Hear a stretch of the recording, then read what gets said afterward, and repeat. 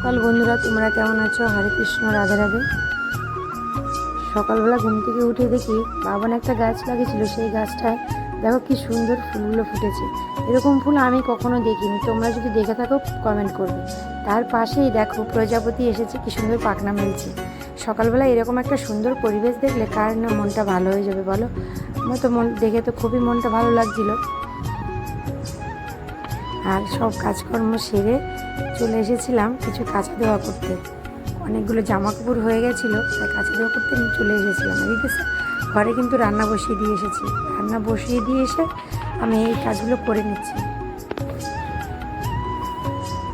আর আমাদের কলের যেখানে কাঁচা ধোয়া করি সেই জায়গাটা এতটা রোদ্দুর, কি বলবো বন্ধুরা তোমাদেরকে।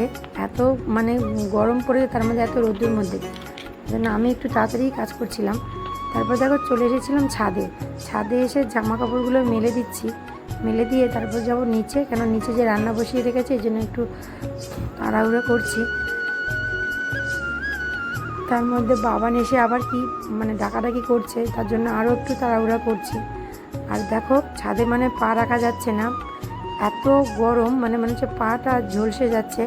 তার মধ্যে আমি জুতো নিয়ে যাইনি, এখন মানে কি বলবো, পা কিছুতেই রাখতে পারছি না, এতটা গরম পড়েছে কি বলবো। দেখো পা আমি কোনো রকম মানে ঠেকিয়ে রেখেছি।